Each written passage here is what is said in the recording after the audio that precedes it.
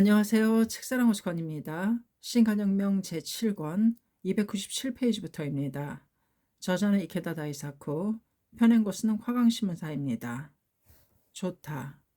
눈보라가 열차의 창문을 심하게 때리고 있었다. 그것은 마치 어둠 속에서 잇따라 엄습해오는 새하얀 괴물과도 같았다. 객실에 앉아있는 사람들의 얼굴에는 피곤한 기색이 역력했다. 승객들은 굶주린 배를 감사하는 채 출발할 기미조차 보이지 않는 열차 안에서 그저 기다리고 있을 수밖에 없었다. 1963년 1월 24일 밤의 일이었다. 이 열차가 니가타현의 이곳 미야오 지역에 정차한 지 이미 16, 7시간이 경과하고 있었다. 전세 열차 객실에는 시즈오카현 후지노미야시에 있는 총본산을 등단하고 니가타역으로 돌아가는 니가타 지부와 우에스 지부의 회원 약 900명이 타고 있었다. 일행은 23일 오전 3시쯤 총본산을 출발하여 오후 8시경 도쿄의 우에노역에서 니가타행 전세 열차로 갈아탔다. 폭설로 인해 운행 계획에 큰 변동이 있다는 방송이 우에노역에서 있었지만 열차는 한동안은 순조롭게 운행되었다. 24일 아침 니가타역에 도착할 예정이었다. 이윽고 승객들이 잠들기 시작할 무렵 열차는 나가오카역에서 7정거장 앞에 있는 조에스선 고이대역에서 정차하고는 좀처럼 움직이지 않았다. 모두 점점 불안해지기 시작했다. 멤버들 대부분은 아침에 출근해야만 하는 사람들이었다. 1시간 정도 지나자 쿵 하는 소리와 함께 마침내 열차는 달리기 시작했다. 모두 안도의 한숨을 내쉬었다. 그러나 기어가는 듯한 아주 느린 속도였다.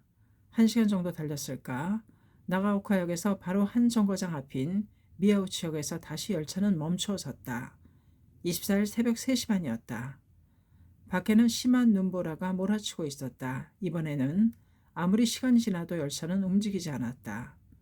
니가타 지부장으로 열차의 책임자인 에다 긴지는 차량 수송반의 책임자와 함께 미야오치역의 역장실을 찾아갔다. 역장의 이야기로는 호쿠리쿠선, 조신S선 등 여러 곳에서 폭설로 인해 열차가 멈춰 있으며 언제 복구될지 전혀 알 수 없다는 것이었다. 여하튼 에다는 모두의 식사 준비와 함께 객실에서 장시간 대기해야 할 것 같으면 갓난아기나 고령자를 여간에 머물 수 있도록 해달라고 역장에게 요청했다. 식사는 역에서 파는 도시락을 확보해 주는 것으로 이야기가 됐지만 여간은 이미 10,000원이었다. 그는 각 차량의 책임자를 불러 모아 사정을 설명했다. 그리고 마지막까지 등산회를 무사고로 끝마칠 수 있도록 서로 면밀하게 연락을 취하고 단결 제일로 모든 것을 대처하자고 호소했다. 아침이 되자 에다 긴지는 열차에 타고 있던 회원들에게 역에 있는 공중전화를 이용하여 가족이나 회사와 연락을 취해두도록 지시했다. 그리고 객실에서 모두가 같이 아침 근행을 했다. 이윽고 도시락이 도착했다. 근행을 하고 도시락으로 허기를 채운 멤버들은 다시 원기를 회복했다. 에다는 각 차량마다 어서 학습회를 하기로 했다. 객실에 있는 사람들은 의기양양했다. 아침부터 어서를 공부할 수 있다니 학예 강습회에 참가한 듯한 기분인데 겨울이니까 동계 강습회라고 해야겠지. 하지만 강습회라면 2박 3일은 돼야 하는데 모두 유쾌하게 이야기를 나누고 있었다. 눈은 좀처럼 그칠 것 같지 않았다. 주위에 있는 민가는 이미 눈으로 뒤덮여 있었다. 점심때 다시 한번 도시락이 배부되었다. 그러나 그것이 마지막이었다. 폭설로 모든 교통기관이 마비되어 도시락을 만들 재료도 바닥을 드러낸 것이었다. 그 후 역장의 배려로 빵을 나눠주었으나 이 상황에서는 오래된 빵밖에 구할 수 없었던 것 같다. 빵 속에 잼이 상한 것도 있었다. 이제는 역장도 어찌할 도리가 없었다. 에다는 어떻게 해서든지 모든 사람들의 식사만큼은 거르게 하고 싶지 않았다. 그는 나가오카 지부의 지부장인 다케가와 미사시에게 전화를 걸어 무리라는 것을 알면서도 멤버들의 식사를 준비해달라고 부탁했다. 식사라고는 하나 자그마치 900인 분이다. 그렇게 간단하게 준비할 수 있는 분량은 아니다. 그러나 다케가와는 K 승낙해 주었다. 눈보라는 점점 더 심해졌다. 이 폭설은 38 폭설이라 하여 호쿠리쿠 신에스 지방에 기록적인 피해를 입히고 니가타 현내의 피해도 심했다. 니가타현 폭설재해대책본부가 발행한 폭설재해 상황 1월 30일 조사에 의하면 적설량은 1월 25일자에 나가오카시에서 93cm, 이리 히로세 마을에서는 140cm를 기록했다고 한다. 30일까지 눈은 계속해서 내렸고 최대 적설량이 나가오카역에서는 370cm, 이리이세로역에서는 510m나 되었다. 510cm나 되었다. 이 눈으로 23일 저녁 무렵에는 현내에서 144편의 열차가 운행을 중지하고 26편의 열차가 눈 속에 갇혀 꼼짝도 못하고 있었다. 또 1월 30일의 시점에서 현내 사망자가 9명, 행방불명이 1명, 완전 파괴된 건물 98채, 반파 건물이 95채, 하천이나 하수도가 막혀 마루 위까지 침수된 집이 193채나 되었다. 그 밖에 농작물은 물론이거니와 철도와 도로의 불통으로 상공업의 피해도 막대했다. 24일도 저물어 밤이 되자 객실에 머물고 있던 멤버들의 불안은 더해갔다. 배도 고파오기 시작했다. 음료수도 없었다. 갈증을 해소하기 위해 밖으로 나가 눈을 먹었다. 열차에 난방이 들어오기는 했지만 그래도 추위가 몸에 사무치는 듯했다. 눈을 감고는 있어도 깊이 잠든 사람은 아무도 없었다. 집에 남겨두고 온 어린아이, 병들어 앓고 있는 가족의 일, 또 회사의 일 등을 생각하면 모두 더 이상 참을 수 없는 기분이었다. 그러나 많은 간부들은 자신들의 일보다도 가족들이 아직 입신하지 않은 상태에서 등산에 참가한 동지의 일이 걱정되었다. 게다가 또 며칠씩이나 집에 돌아갈 수 없게 되면 가족들이 뭐라고 할지를 생각하니 마음이 아팠다. 정적이 감도는 객차 안에서 때때로 불의 대기라도 한 듯 자지러지게 우는 아기의 울음소리가 들렸다. 그 소리는 울음소리가 울렸다. 그 소리는 모두를 더욱 안타깝게 했다. 준비해온 기저귀도 이미 다 떨어지고 아기를 달래는 엄마의 목소리도 기어들어가고 있었다. 그 무렵 나가오카 지부의 멤버는 밥을 짓느라 정신이 없었다. 저녁 무렵 나가오카 지부장인 다케가와 마사시에게 니기타 지부와 우에스 지부의 등산자 900명이 탄 등산 열차가 미야오 지역에 정차한 채 꼼짝도 못하고 있으므로 주먹밥을 만들어 주었으면 한다는 연락을 받고 즉시 50여 명이 모여 식사 준비를 시작했다. 이때 나가오카 지부에서도 500여 명의 지부 부원이 등산에 참가하고 있었지만 나가오카의 등산 날짜는 니기타, 우에스 두 지부보다도 하루 다음 날이었기 때문에 우에노역에 도착했을 때는 이미 나가오카로 돌아가는 열차는 운행이 정지된 상태였다. 거기서 등산자들은 도쿄의 하케이간 등에 숙박하게 되었다. 즉, 나가오카 지부의 중심 멤버 대부분이 부재 중이었던 것이다. 게다가 나가오카에 남은 멤버들은 각자의 집에서 지붕 위에 쌓인 눈을 쓸어내리거나 집 앞에 눈을 치워야만 했다. 그러나 폭설로 운행을 멈춘 기차에 자신들의 동지가 있다는 것을 생각하면 자기 집에 눈을 치우는 일 따위는 생각할 경황이 아니었다. 어느 집이나 자신들의 식사는 하는 둥 마는 둥 하고 최대한으로 지을 수 있는 만큼의 밥을 지어 서둘러 주먹밥을 만들기 시작했다. 또 집집마다 남아있는 가족이 총출동하여 준비를 했다. 이제 막 지은 밥은 너무 뜨거워 손이 금세 새빨개졌지만 물에 손을 식혀가면서 주먹밥을 계속해서 만들었다. 나가오카의 멤버는 완성된 주먹밥과 과자 상자나 큰 그릇에 담았다. 그리고 보자기에 싸들고 서둘러 눈보라가 휘몰아치는 밤길을 걸어 미야오 지역으로 향했다. 2미터가 넘게 쌓인 눈 때문에 차나 자전거도 이용할 수 없었다. 모두 장화를 신은 다음 빠지지 않도록 새끼줄이나 끈으로 묶은 뒤 주먹밥이 든 커다란 짐을 안거나 등에 짊어지고 운반했다. 가슴까지 빠지는 눈길을 새하얀 입김을 내뱉으면서 헤엄치듯이 걸어갔다. 곳에 따라서는 전봇대가 눈에 파묻혀 있어 전선을 넘으면서 앞으로 나가야만 하는 곳도 있었다. 눈에 미끄러져 넘어진 사람도 있었지만 주먹밥만큼은 필사적으로 지켰다. 나가오카 지부 사람들의 대부분은 나가오카역 주변에 살고 있었다. 나가오카역에서 미야우치역까지는 약 3km 정도의 거리였다. 평소라면 4, 50분 정도의 거리였지만 눈보라가 치는 밤길이었기 때문에 미야우치역까지 1시간 반에서 2시간이나 걸렸다. 주먹밥을 일단 미야우치역 근처에 있는 회원집으로 모았다. 이곳은 생선 가게로 주문 요리도 하고 있어 커다란 솥이나 냄비, 그릇 등이 모두 갖춰져 있었다. 이곳에도 20여 명 정도의 사람이 모여 된장국을 끓이고 있었다. 주먹밥의 수량이 거의 맞춰지자 역에 정차해 있는 열차로 운반했다. 시각은 이미 저녁 11시경이었다. 니기타 지부장인 에다 긴지가 타고 있던 차량에도 수송반 청년의 힘찬 목소리가 들렸다. 여러분, 나가오카 지부의 멤버들이 주먹밥을 만들어 오셨습니다. 따뜻한 된장국도 있습니다. 지금부터 나누어 드리겠습니다. 피로와 배고픔으로 지쳐있던 멤버들의 얼굴이 빛나기 시작했고 환호성과 박수가 터져 나왔다. 나가오카 지부의 한 부인이 차내로 들어와 된장국과 주먹밥을 나눠주기 시작했다. 그 부인의 어깨나 머리에는 눈이 쌓여 있었다. 그리고 손바닥은 빨갛게 되어 있었다. 뜨거운 밥으로 주먹밥을 만들었기 때문일 것이다. 뜨거운 된장국에서 김이 피어올라 객실은 된장국 냄새로 가득했다. 자, 따뜻할 때 드세요. 모두 후 불어가면서 된장국을 먹었다. 모두 나눠주고 나가오카의 부인분은 말했다. 여러분, 힘들겠지만 힘내세요. 저희들도 할 수 있는 일은 무엇이든지 응원하겠습니다. 필요한 물건이 있으면 어려워 말고 말씀하세요. 객실에 있던 사람들은 눈시울이 뜨거워졌다.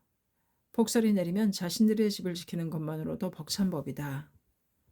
그런데도 다른 지부의 회원들을 걱정하여 주먹밥뿐만 아니라 된장국까지 끓여 눈보라 속을 헤치고 가지고 온 동지의 따뜻한 마음이 궁지에 처한 멤버들의 가슴에 스며왔다. 900명의 승객 전원이 식사를 마치기까지는 3시간 정도가 소요되었다. 나가오카의 멤버들이 귀가한 것은 새벽 2시쯤이었다. 이 주먹밥과 된장국이 객실의 멤버들에게 얼마나 큰 힘이 되었는지는 이루 헤아릴 수 없었다.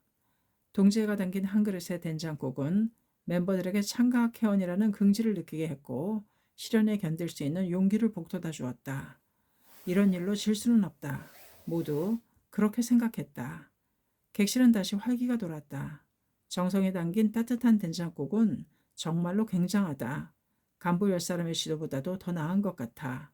이런 농담도 나올 정도였다. 나가오카의 멤버는 집에 돌아오자마자 다시 아침 식사를 준비하기 시작했다. 거의 철야 작업이었다.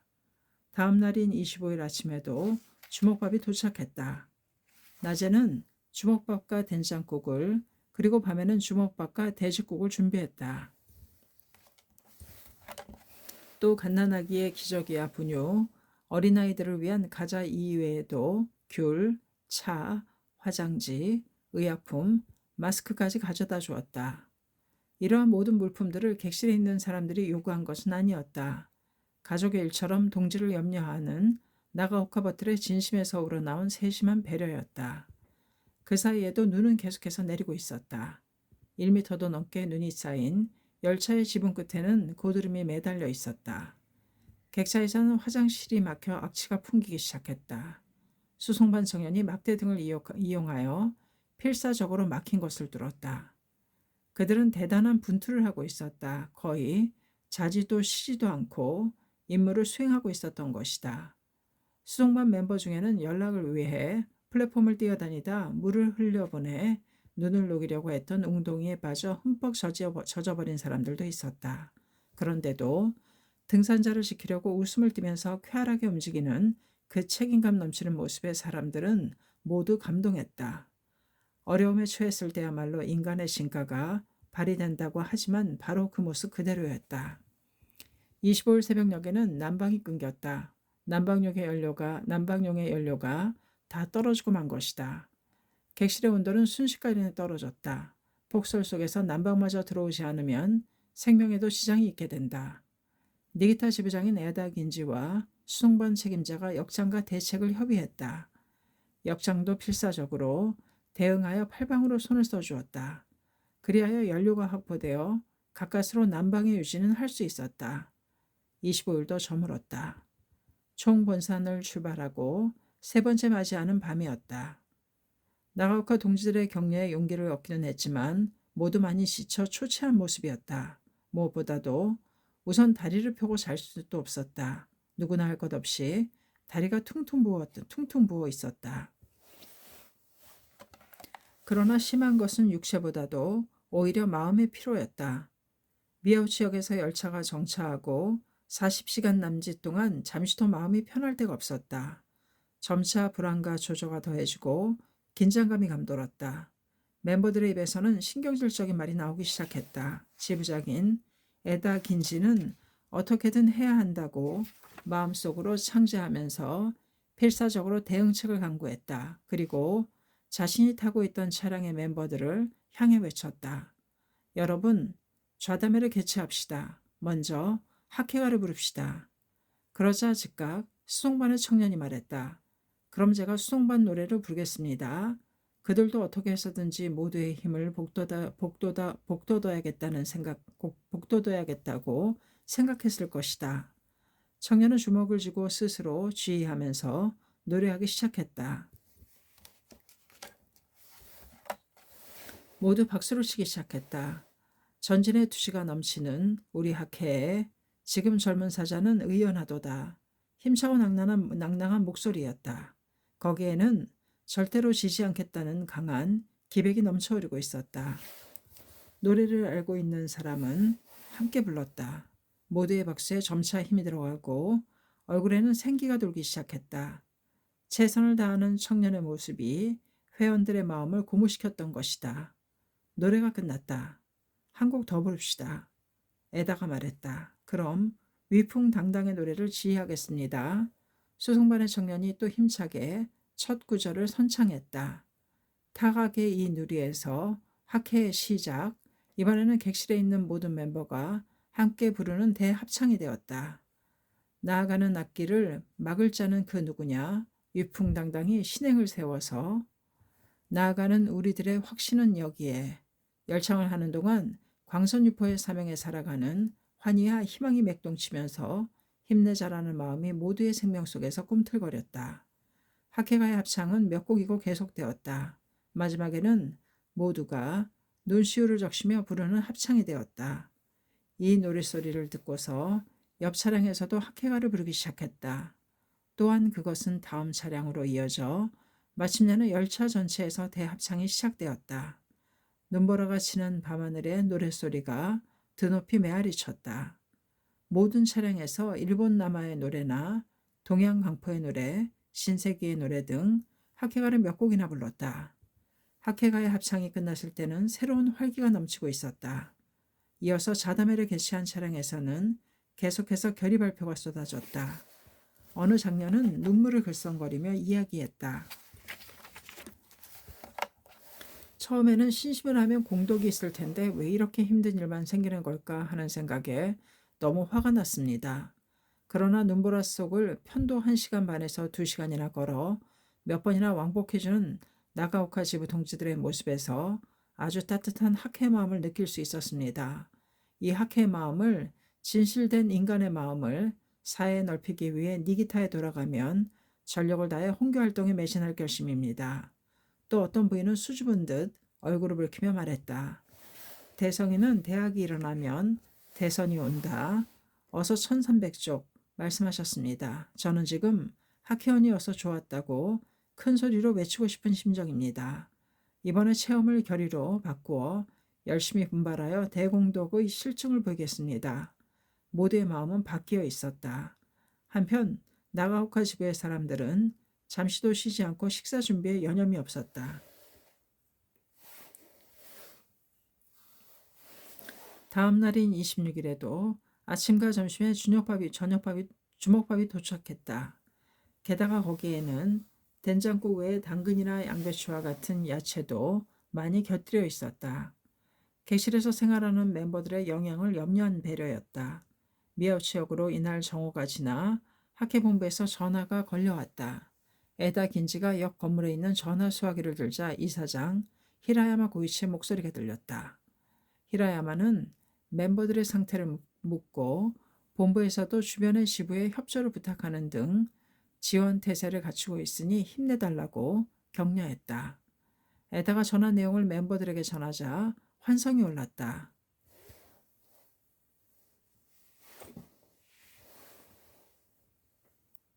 학회 본부의 배려에 멤버들은 용기가 솟아오르는 듯했다. 오후 3시가 지나 저녁 무렵에는 니가오카역까지 열차를 운행할 수 있다는 역장에 연락이 있었다.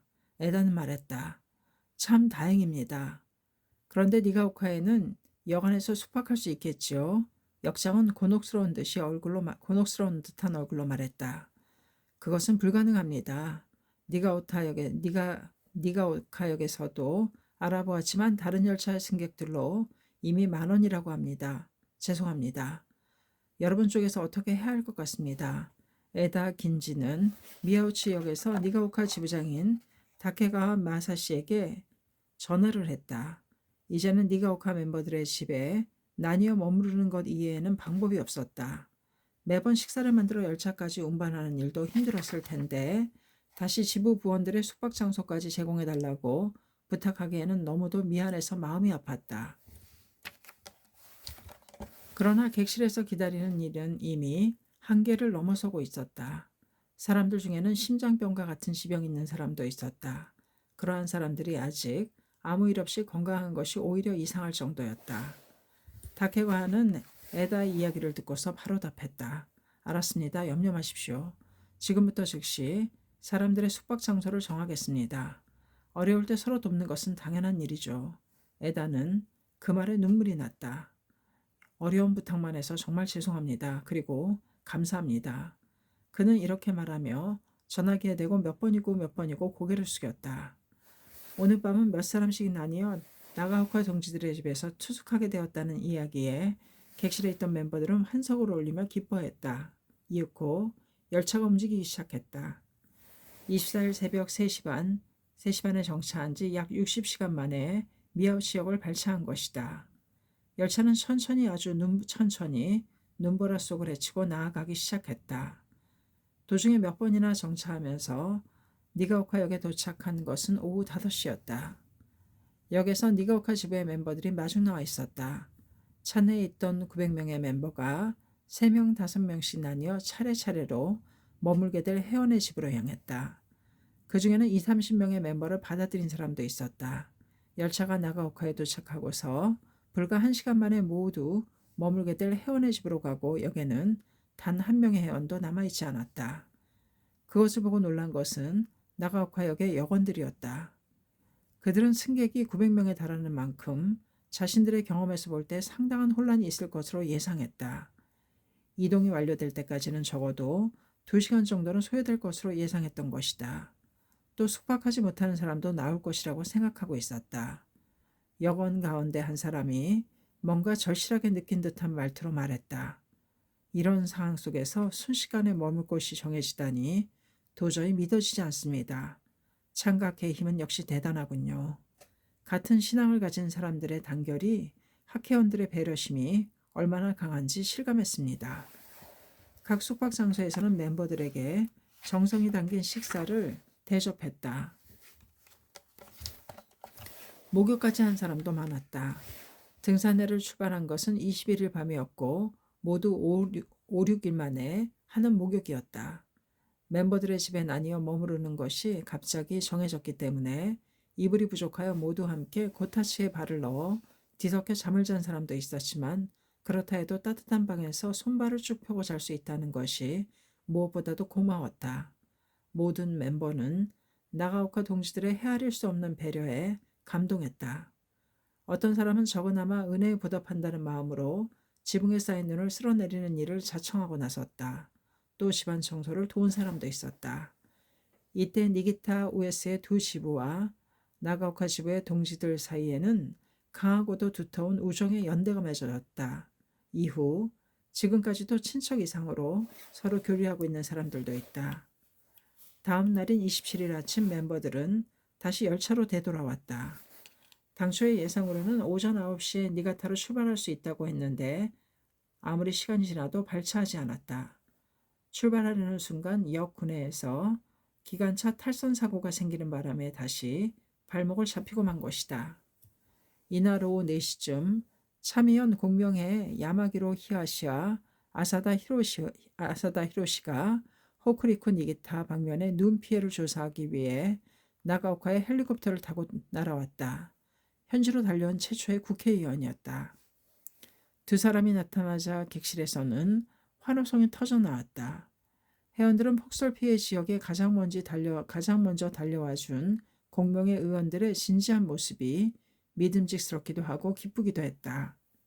나가오카역에서 회원이 타고 있던 전세 열차 외에 일반 열차도 정차해 있었다. 야마기야와 아사다는 즉시 승객과 여건, 주민들에게 상황을 직접 들으며 실태를 파악하고 아울러 구원 대책을 강구했다. 야마기야 등이 조사하면서 놀란 것은 구원을 위한 지휘 계통이 애매하고 국철 직원, 자위대, 소방대 등의 연계가 전혀 이루어지고 있지 않다는 사실이었다. 따라서 정보조차도 공유되지 않았다. 마침내 27일 하루가 다 저물어도 열차는 전혀 움직일 기미를 보이지 않았다. 그러나 어젯밤 나가오카 회원들 집에 머무르며 충분한 휴식을 취하여 활력을 비추게 된 니가타 지부와 우에스 지부의 멤버들은 침착했다. 모두 건강했다. 밤이 되자 역 구내에서 고함치는 소리가 들리면서 소란스러워졌다. 기다림에 지친 일반 열차 승객들이 열차를 빨리 출발시키라며 여건들에게 따지고 들었던 것이다. 회장 야마모토 신이치는 해외 지도를 마치고 1월 27일 오후 9시가 넘어 귀국했다. 그는 도쿄 하네다 국제공항으로 마중 나온 이사장 히라야마 고이치에게서 등산에 잠깐 멤버가 타고 있던 전세 열차가 폭설 때문에 나가오카역에 발이 묶여 있다는 소식을 듣고 표정이 어두워졌다. 어려운 상황에 놓여 있군요. 아픈 사람은 없습니까? 지병이 있는 사람은 만약을 대비하여 병원으로 옮겼다고 합니다. 그 외에는 감기 기운을 보이는 사람이 몇 명 있을 뿐이라는 보고가 있었습니다. 그렇습니까? 전력을 다해 응원해 주십시오. 오후 11시가 지나 자택에 도착한 신이씨는 곧장 불탄 앞에 앉아 멤버의 무사고를 기원하며 진지하게 근행상제를 했다. 그 무렵 나가오카역에서는 역장인 니가타 지부장인 에다 긴지에게 자정쯤에는 발차할 수 있을 것 같다는 소식을 전해왔다. 역에서 나가오카 지부장인 다케가와 미사시를 비롯한 나가오카 지부의 간부 몇 명이 심야임에도 불구하고 멤버들을 배웅하기 위해 나와 있었다. 28일 오전 0시 8분 니기타행 열차의 발차를 알리는 벨이 나가오카역에 울려 퍼졌다. 열차가 미헤오 지역에 정차한 지 약 93시간 만에 운행을 재개한 것이다. 모두 열차의 창문을 열고 나가오카 동지들에게 제각기 감사의 인사를 했다. 어떤 멤버는 다케가와의 손을 힘있게 쥐면서 말했다. 정말 신세만이 졌습니다. 나가오카 지부 동지 여러분의 친절은 평생 잊지 않겠습니다. 아마 나가오카를 지날 때마다 이번 일을 떠올리게 될 겁니다. 진심으로 감사합니다. 모든 분들에게 아무쪼록 안부 잘 전해주십시오. 마침내 열차는 플랫폼을 빠져나가기 시작했다. 나가오카의 멤버들은 일제히 손을 흔들었다. 열차 안의 사람들도 차창 밖으로 손을 내밀어 열차가 어둠 속으로 사라질 때까지 계속 손을 흔들었다. 멤버들은 마침내 이곳으로 니가타에 도착할 수 있다는 안도의 숨을 내쉬었다. 그러나 열차의 속도는 너무도 느렸다. 멈춰 서다 가다를 수없이 반복했다. 보통 때라면 각 역을 모두 정차해도 2시간이면 될 터인데 무려 4시간이나 걸렸다. 나가타역에 열차가 도착한 것은 28일 새벽 4시가 지날 무렵이었다. 23일 오후 3시쯤에 총 본산을 출발해서 약 109시간이라는 길고도 긴 여정이었다. 그러나 멤버들의 가슴에는 신앙에 대한 확신의 불꽃이 타오르고 있었다. 남아서 지부를 책임지고 있던 니기타 지부, 우에스 지부의 멤버도 크게 분투하고 있었다. 열차가 미야오 지역에 멈춰버렸다는 전화를 받고서 간부들은 즉시 등산에 참가한 멤버들의 집을 돌며 이 소식을 전했다. 당시에는 전화가 있는 집이 적었기에 눈보라 속을 걸어 한 집 한 집 찾아다녀야만 했다. 가족들에게 상황을 설명하고 때로는 격려하고 때로는 미입신 가족을 달래하였다. 부인이 등산한 어느 미입신자인 남편은 찾아온 부인부에게 노골적으로 화를 내며 말했다. 봐라, 도대체 무슨 공덕이 있다는 거야. 당신들의 신심이 올바른 것이라면 다른 열차는 멈추더라도 학현이 탄 열차는 움직여야 되는 거 아니야? 집사람이 본산에 가고 싶다고 해서 보내긴 했지만 돌아오면 이제 더 이상 신심을 못하게 하겠소. 부인부는 오로지 사과할 따름이었다. 일이 이렇게 되어 정말 죄송합니다. 학회에서는 전원이 무사히 귀가할 수 있도록 최선을 다하고 있으니 안심하세요. 안심할 수 있겠소? 만약 집사람이 병이라도 걸리면 어떻게 책임을 질 거야? 당신이 내 기분을 알기나 해. 잘 압니다. 그 열차에는 제 남편도 타고 있으니까요. 당신 남편도? 그래요. 그런데도 이렇게 한 집 한 집 찾아다니며 소식을 전하고 있다니. 어쨌든 큰눈이 내린 건 당신 탓도 아닌데. 그는 동지의 성실함을 느끼자 점차로 부드러워졌다. 그리고 돌아올 때쯤에는 일부러 연락하러 와준 것에 대해 고맙다는 인사까지 하게 되었다. 멤버의 이러한 노력이 결실을 보게 되어 등산회에 참가했던 멤버가 귀가했을 때는 입신하지 않은 가족들까지도 모두 따뜻하게 맞이해 주었다. 더욱이 나가오카 동지들의 헌신적인 모습에 대한 이야기를 듣자 감탄하여 그때까지 비판적이었던 가족이 학회를 깊이 이해하게 된 경우도 많았다. 또 멤버들은 모두의 무사고를 기원하며 진지하게 창제했다. 간부 중에는 등산에 참가한 사람들의 명단을 불단 앞에 두고 밤을 새우며 제목을 부른 사람도 있었다. 폭설의 피해자라는 시련을 통해 니기타 벗들은 더욱 굳게 단결할 수 있었다. 이 폭설로 니기타현에서 1월 23일에 26편의 열차가 운행을 중단하고 그중 6편의 27일까지 고립되어 승객들은 모두 혼란 상태에 빠졌다. 불안과 조조로 신경질을 내고 싸움을 하는 사람들도 적지 않았다. 도시락을 나누어 줄 때마다 서로 앞을 다투어 욕설이 오가는 광경도 보였다. 또 환자도 속출했다. 시네스 본선 오시리키역에 정차해 있던 니기타발 우에노행 급행열차 고시지에서는 난방이 끊어져 연탄불을 객실로 가지고 들어와 그로 인해 승객이 연탄가스에 중독되는 사태가 벌어졌다. 또 어느 역에서는 열차가 운행을 재개하는 과정에서 완행열차보다 특급이나 급행열차를 먼저 운행시키자 이를 본 승객들이 분노하여 역장실로 몰려가 항의하기도 했다. 그런 속에서 학회원이 탄 전세 열차는 모두 마지막까지 차분하고 질서정연하게 행동했다는 것은 주목할 만했다. 그것은 나가오카 동지들의 지원을 포함하여 신앙의 힘을 증명한 것이었다 해도 좋을 것이다. 야마토 신이시는 해외 방문에서 돌아온 다음 날인 28일 이에 들어 처음으로 실시하는 교학부 교수회에 참석하고 또 29일은 본부 간부회에 참석했다.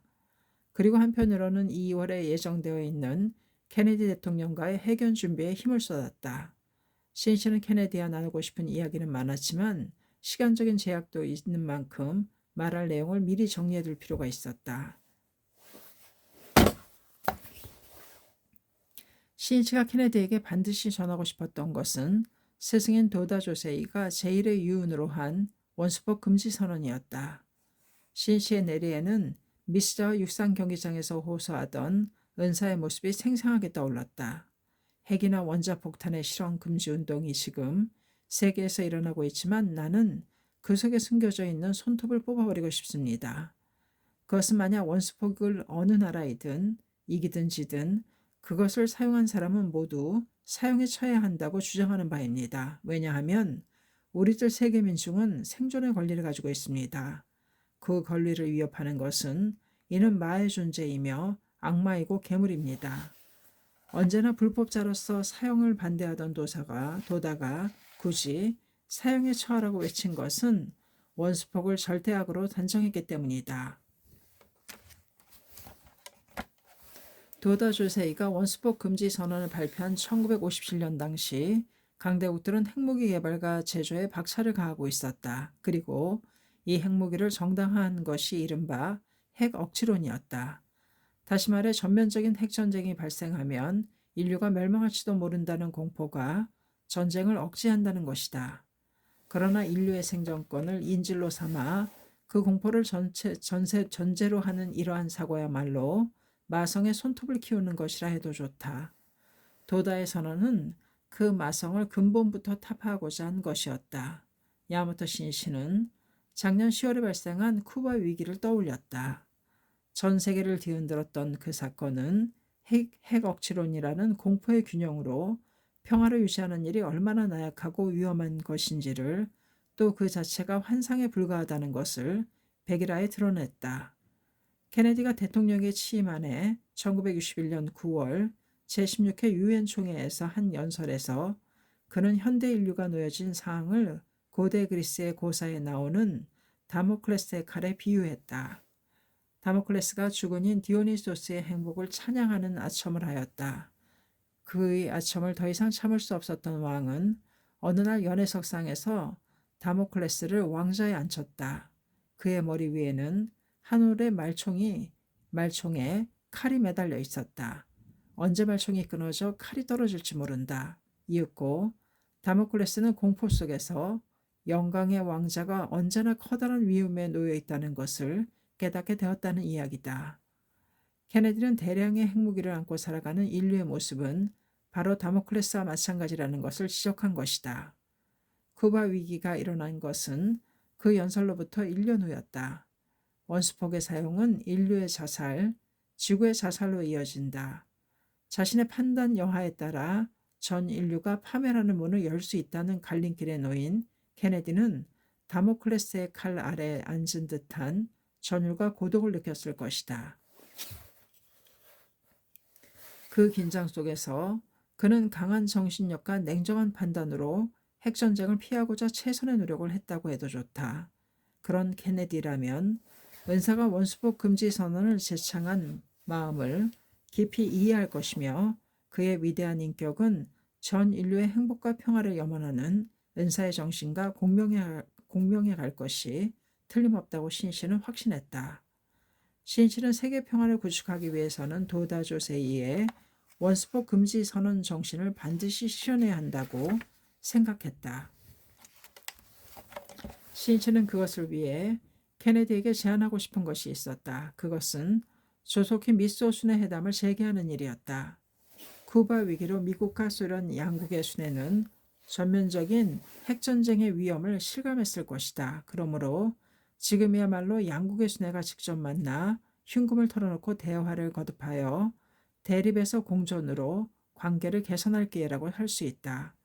그 중에서도 원수폭 문제는 발상을 크게 전환하여 폐기하는 쪽으로 추진해야 할 때가 가까워진 것이다. 그리고 더 이상 지구상의 핵무기를 늘리지 않기 위해 우선 미국과 소련 양국 간의 핵실험의 전면 금지를 결정해야 한다. 동서양 진영의 리더인 미국과 소련이 핵실험을 전면 금지를 단행한다면 다른 나라들의 핵무기 개발에 제동을 걸 수 있다. 이 토대 위에 이번에는 핵무기의 폐기를 목표로 영지를 모아야 할 것이다. 그것은 미소 양국이 짊어져야 할 책임이라고 할 수 있다. 또 신씨는 핵무기를 폐기하고 한국 평화로 가는 흐름을 만들기 위해 미소 순회회담과 더불어 세계 각국의 순회가 한자리에 앉아 원수폭이나 전쟁 문제 등을 서로 기탄 없이 대화하는 세계 순회 회의를 개최하는 것도 제안할 생각이었다. 핵무기를 위해 막대한 국가 예산을 투입하는 일은 가능하다. 가능하면 그만두고 싶은 것이 모든 나라의 솔직한 심정일 것이다. 그러나 핵 보유국이 증가한다면 그 나라들과 어깨를 나란히 하기 위해서는 자국도 핵을 보유해야 한다는 불안과 초조감에 사로잡혀 많은 나라들이 핵군비 확대 경쟁의 수렁에 빠져들고 있다.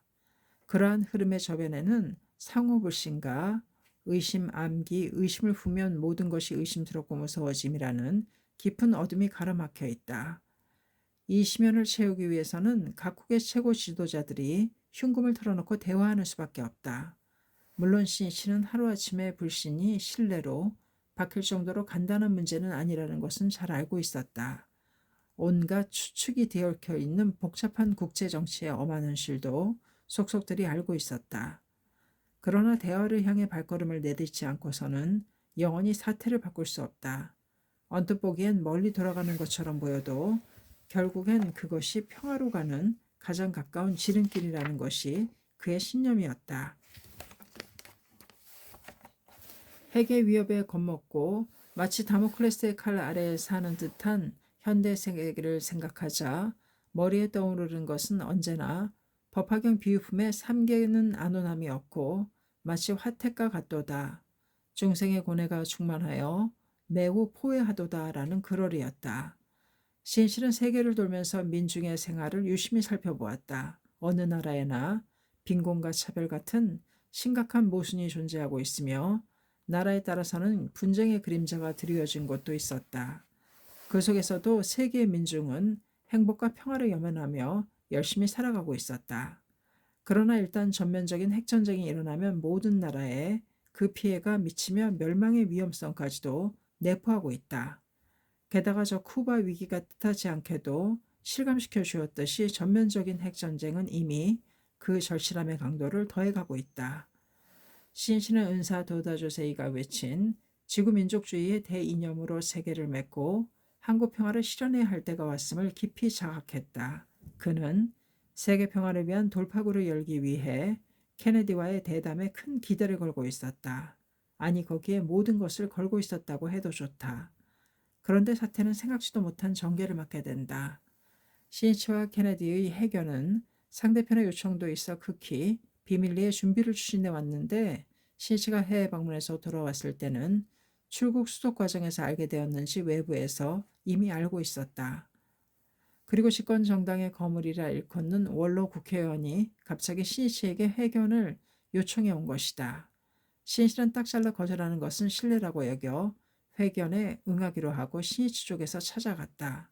의원은 인사도 하는 둥 마는 등 거만하면서도 격이 없는 듯한 어조로 말하기 시작했다. 야모토군, 이번에 자네가 케네디를 만나기로 되어 있는 것 같은데 그것에 관해 우리 당에서 반대 의견이 강하게 나오고 있어서 말이야. 간단히 말하면 외교 문제에도 영향이 미치니 멋대로 하게 내버려 두면 안 된다. 왜 그런 일을 방치해 두느냐라는 의견들이지. 실은 외무성 쪽에서도 자네의 움직임에 꽤 예민해져 신경 쓰는 것 같더군. 이대로라면 틀림없이 큰 소동이 한번 일어날 게야. 정권을 맡고 있는 우리 당에서 강경하게 반대하는 사람들이 많으면 이 해견은 실현되기 극히 힘들 것으로 생각하는데 그것은 자기들의 압력으로 해견 같은 것은 언제든지 무산시킬 수 있다는 위협이었다. 시인실은 강한 분노를 느끼면서도 조용히 상대 이야기를 듣고 있었다. 의원은 눈을 치켜뜨고 시니치의 반응을 살피면서 말했다. 야모토 군에게는 케네디를 만나는 것이 창각회 회장으로서 하나의 관록을 더하는 일이기도 하고 사회에 창각회를 어필할 수 있는 절호의 찬스라는 것도 잘 아네. 그러나 너무 냉엄한 상황이라서 말이야. 우리 당에서도 그렇고 외무성에서도 자네의 대응 여하에 따라 미일 관계에 지장을 초래하는 일이 있어서는 큰일이라는 의견들이 많아서 하는 말이네. 그러나 나는 어떻게든 자네를 지키고 싶네. 학회 청년 회장인 자네에게는 아직 미래가 있지 않은가. 자네는 앞으로 더 크게 될 인물이라고 생각하네. 그런 만큼 이번 기회를 꼭 자기 것으로 하길 바라네. 그래서 내가 애써보려고 하는데 내가 움직이면 반대 의견을 억누를 수가 있지. 이것은 애정어린 내 마음이라고 생각해도 좋네. 진심에서 하는 말이네.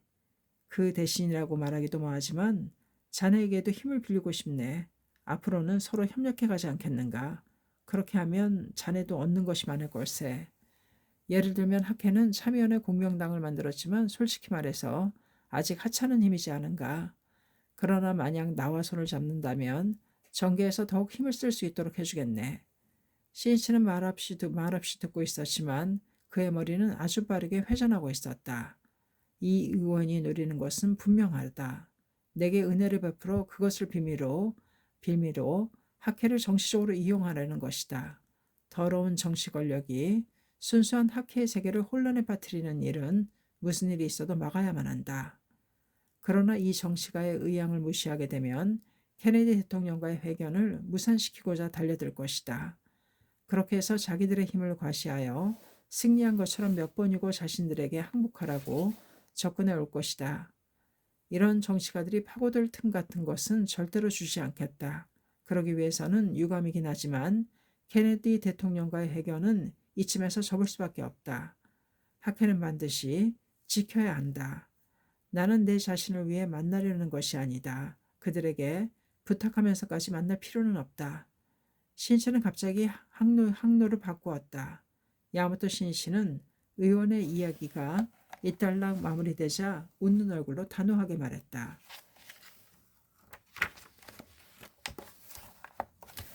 말씀하신 취지는 잘 알았습니다. 당신들의 의향을 존중합니다. 케네디 대통령과의 회견에 관한 이야기는 없었던 것으로 하겠습니다. 모두 중지하겠습니다. 다음 기회를 기다리겠습니다.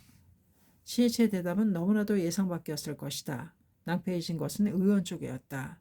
회견을 중지하겠다고? 그러나 그런 일로 이 좋은 기회를 놓치게 되면 말이지. 신이치는 상대의 말을 막으며 말했다. 나는 여러분의 힘을 빌어 대통령과 만날 생각은 털끝만큼도 없었습니다. 그래서는 이야기가 틀려집니다. 또 미국의 대통령을 만나 관록을 쌓자는 비열한 생각도 전혀 없습니다. 그것이 정치가들의 사고방식일지는 모르나 잘못 보셨습니다. 내가 케네디 대통령을 만나려는 것은 인류의 평화를 위한 흐름을 만들고 싶었기 때문입니다. 동서양 진영에 대화의 길을 열고 싶었기 때문입니다. 그리고 그것이 일본을 위한 일이기도 하다고 일본을 위하기도 위한 일이기도 하다는 생각에서였습니다. 공명당을 만든 것도 민중을 위한 정치를 실현하고 싶었기 때문입니다. 현재 정권이 너무나도 민중을 도외시하고 있기 때문에 우리들이 문제를 제기한 것입니다. 내게는 공명회를 이용하여 정치 권력을 손에 넣고 나라를 지배하려는 따위의 야망은 조금도 없습니다. 민중의 행복을, 사회의 번영을, 세계 평화를 순수하게 한결같이 생각하며 행동하고 있는 것이 창과학회입니다.